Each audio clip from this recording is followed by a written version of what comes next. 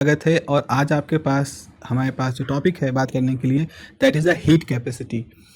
इसके नाम को अगर हम देखें तो ये ऐसा कुछ लग रहा है कि हीट को स्टोर करने की कैपेसिटी, जबकि इससे पहले हम लोगों ने बात कही है कि भाई हीट तो it is energy in transition.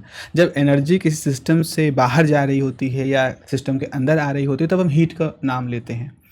तो बेसिकली सिस्टम के पास जो एनर्जी होती है वो तो उसकी इंटरनल एनर्जी होती है। तो आखिर ये नाम में इतना कन्फ्यूजन क्यों है? तो बात आपकी बिल्कुल सही है, नाम में कन्फ्यूजन तो है। और ये एक ऐसा कुछ उदाहरण है ये कि जो नाम थोड़ा गड़बड़ रख दिए गए।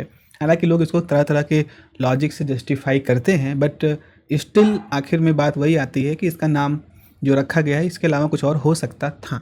और क्या हो सकता था वो भी हम लोग यहाँ बात करेंगे। तो फिलहाल हीट कैपेसिटी जिसका सिंबल सी होता है उसको हमें पढ़ना है। हम लोगों ने पढ़ा क्या है? हम लोगों ने पढ़ा है कि फर्स्ट लॉ ऑफ थर्मोडायनेमिक्स ने बताया है, सजेस्ट किया है कि इंटरनल एनर्जी जो होती है सिस्टम की उसको हम चेंज कर सकते हैं, चाहे हीट के द्वारा चाहे वर्क के द्वारा। आपने कहा कैसे पता? देखो फार्मूला क्या पढ़ा है, heat given is equal to change in internal energy change in work done, यानी कि चेंज इन इंटरनल एनर्जी बराबर D Q minus D W. तो अगर हम डी क्यू कुछ वैल्यू ले लें और डी डब्ल्यू कुछ वैल्यू ले लें तो उसी हिसाब से डी यू का चेंज इन इंटरनल एनर्जी का चुनाव कर सकते हैं। तो इंटरनल एनर्जी का व्यवहार किस पे डिपेंड कर रहा है? हीट पे और वर्क डन पे। ये हमारा बेसिक फार्मूला है। वही यहाँ पर लिखा गया है कि the internal energy can be change either by heat और वर्क। तो इस तरह से अपनी बात को हम अपने फर्स्ट लॉ ऑफ थर्मोडायनेमिक्स के फार्मूले से जस्टिफाई कर रहे हैं। अब इसका मतलब है so to represent the capability of a substance to store internal energy the term heat capacity is used. क्योंकि इंटरनल एनर्जी को हम हीट के थ्रू या वर्क के थ्रू बदल सकते हैं। तो इसीलिए अगर हम सिस्टम की इस इंटरनल एनर्जी के बारे में बात करना चाहें कि किसी सिस्टम के पास कितनी क्षमता है, कितनी इंटरनल एनर्जी वो स्टोर कर सकता है। इंटरनल एनर्जी ठीक है, उसकी अपनी एनर्जी होती है, लेकिन इसकी वैल्यू कितनी हो सकती है, अधिकतम कितनी हो सकती है? क्या इंटरनल एनर्जी सभी सिस्टम के लिए बराबर होती है? क्या सभी तरह के मटेरियल के लिए इंटरनल एनर्जी बराबर होती है? जबकि जो कि हमें लगता नहीं, ऐसा नहीं हो सकता, क्योंकि हर इंटरनल एनर्जी में तो उसके रोटेशन वाइब्रेशन सबका रोल होता है। और अलग अलग गैस की मॉलिक्यूलर डेंसिटी अलग अलग होती है, पर यूनिट वॉल्यूम मॉलिक्यूल की संख्या अलग होती है, उनके वाइब्रेशन करने की क्षमता अलग होती है, उनके रोटेट करने की क्षमता अलग होती है। तो इसका मतलब हम ये निकाल सकते हैं कि जो capability of a substance to store internal energy, it is called the term heat capacity. तो हीट कैपेसिटी बेसिकली किसी सिस्टम की वो क्षमता के बारे में बताती है कि जितना वो इंटरनल एनर्जी स्टोर कर सकती है। हीट तो स्टोर नहीं होती पहली बात, तो ये नाम तो यहाँ पर थोड़ा सा गड़बड़ है। सो इसीलिए हमने लिखा है it is the internal energy capacity. तो बेसिकली जो हीट कैपेसिटी है उसका मतलब है इंटरनल एनर्जी कैपेसिटी, किसी सिस्टम के पास कितना इंटरनल एनर्जी स्टोर करने की क्षमता है। तो मान लो कोई सिस्टम किसी टेम्परेचर टी आई पे था, टी आई मतलब इनिशियल टेम्परेचर था, और फिर उसका टेम्परेचर टी एफ हो गया, फाइनल हो गया। सो अगर मान लो सिस्टम है उसमें ट्रांसफ़र होता है हीट, पॉजिटिव ट्रांसफ़र होता है, मतलब हीट जा रही है तो टेम्परेचर बढ़ेगा। And the change in temperature is T F minus T I, then the average heat capacity. तो एवरेज हीट कैपेसिटी या एवरेज इंटरनल क्या होगा? आपने जितनी हीट गई है और जितना टेम्परेचर में चेंज हुआ उसको आप डिवाइड कर दीजिए, तो इससे हमको एवरेज हीट कैपेसिटी निकल आएगी। अगर लिमिटिंग केस में बात करें, मतलब थोड़ा सा हीट भेजा है और थोड़ा सा टेम्परेचर का चेंज हुआ है, तो सी बराबर हो जाएगा D Q upon D T. तो ये वही है कितनी हीट दी गई और कितना टेम्परेचर में चेंज हुआ। जैसे थोड़ी सी हीट देने पर एकदम से टेम्परेचर का चेंज ज़्यादा हो जाए तो उसकी हीट कैपेसिटी कुछ और होगी। एक होगा थोड़ा सा टेम्परेचर चेंज करने के लिए बहुत सारी हीट की ज़रूरत पड़ती है, बहुत सारा हीट देना पड़ता है, तो उसकी हीट कैपेसिटी अलग हो जाएगी। गैसेस के केस में क्या होता है? दो कंडीशन होती हैं, या तो प्रेशर कांस्टेंट है या वॉल्यूम कांस्टेंट है। तुम्हारे पास heat capacity at constant pressure होता है, heat capacity at constant volume होता है। ये सिर्फ गैसेस के लिए होता है खास तौर पर। अब ये अगर बेसिक डेफिनेशन आपको समझ में आ रहा होगा, बेसिक आइडिया आ रहा होगा, तो कुछ मैथमेटिकल इंसाइट हैं, एक बार ज़रा हम देख लेते हैं। जैसे फर्स्ट लॉ कहता है कि आपने जितनी हीट दी उसका एक हिस्सा इंटरनल एनर्जी में चेंज हुआ, एक हिस्सा वर्क डन हुआ। आपने पढ़ा है कि जो डी डब्ल्यू है ये असल में पी टाइम डी वी के बराबर होता है ठीक है, पी टाइम डी वी के बराबर होता है। सो इंटरनल एनर्जी तो हमने क्या कहा है? इंटरनल एनर्जी हमारा स्टेट फंक्शन है। स्टेट फंक्शन मतलब किसी समय किसी सिस्टम का वॉल्यूम कितना है, उसका टेम्परेचर कितना है, इन बातों पर उसकी इंटरनल एनर्जी डिपेंड करती है। अब अगर ये चीज़ डिपेंड करती है तो आप एक चेन रूल है उसको यूज कर सकते हो, डी यू बराबर del U by del T at constant volume. क्योंकि हमने वॉल्यूम को फंक्शन माना है तो हम वॉल्यूम के साथ कॉन्स्टेंट मान रहे हैं, टी के साथ वेरी कर रहे हैं। तो आपने क्या लिखा है यहाँ पर? आपने देखो लिखा है del U upon del T, T के साथ वेरी किया और वी को कांस्टेंट मान लिया, यानी टी के साथ वेरी किया, वी को कांस्टेंट मान लिया, ये आ गया। फिर आपने क्या किया? वी के साथ वेरी किया, टी को कांस्टेंट मान लिया, तो del U by del V D V. जैसे यहाँ डी टी है तो यहाँ डेल टी है, यहाँ डी टी है, यहाँ डेल वी है, यहाँ डी वी है।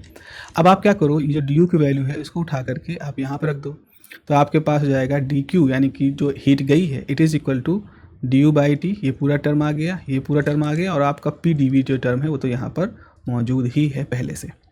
अब एक चीज़ आप देख सकते हो कि यहाँ पर भी डी वी है, यहाँ भी डी वी है, तो दोनों को एक साथ ले सकते हैं। तो आपने ब्रैकेट के अंदर ले लिया, डी वी को बाहर ले लिया, ये टर्म जस का तस उतर गया, ये टर्म जस का तस उतर गया, और यहाँ पर इन दोनों टर्मों में डी वी बाहर ले लिया।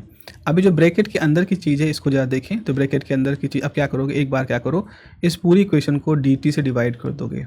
जस्ट मैथमेटिक्स हम कुछ कर रहे हैं, तो इससे तो कट के 1 हो जाएगा, यहाँ हो जाएगा D Q by T del U by del T at V del U by D V T, ऐसा उतार दिया आपने, D V by D T कर दिया। यहाँ पर आप रुक जाएं। अब यहाँ पे 2 केस हम यहाँ पर देख सकते हैं। जैसे अगर सिस्टम हमारा आइसोकोरिक प्रोसेस है, आइसोकोरिक प्रोसेस मतलब वॉल्यूम में कोई चेंज नहीं है, तो ये पूरा टर्म 0 हो जाएगा, मल्टीप्लाई हो जाएगा 0 के, तो ये पूरा टर्म आपका 0 हो जाएगा।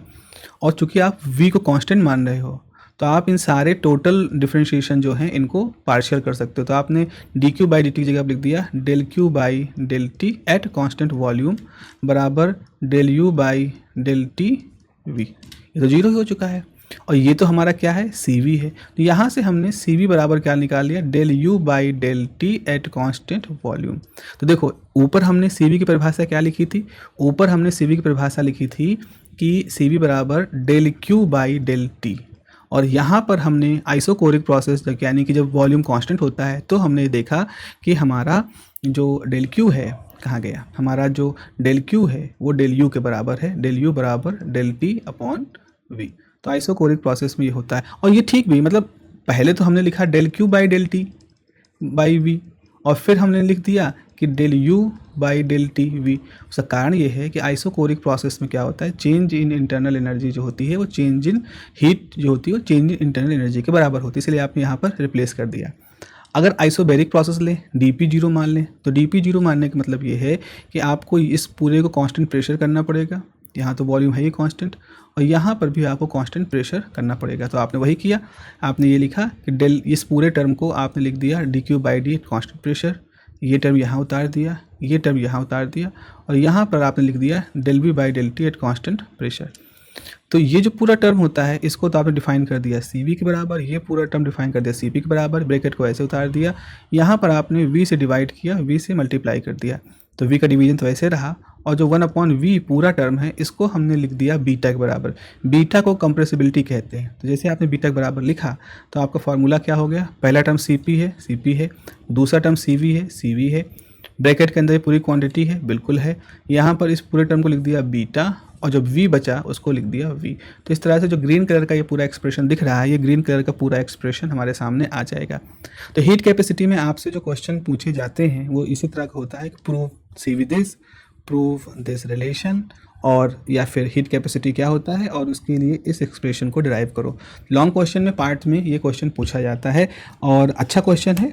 इसके ये कुछ रिलेशंस हैं जो मैंने आपको कराए हैं। इसके बाद फिर और भी हमारे पास कुछ रिलेशन है बीटा और कंप्रेसिबिलिटी, ये सब चीज़ों के आने वाले वीडियो में हम उनको भी यूज करेंगे, और फिर हम सेकेंड लॉ ऑफ थर्मोडायनेमिक्स की तरफ आगे बढ़ जाएंगे। चलिए अपना ख्याल रखिए, have a nice day, take care, bye bye.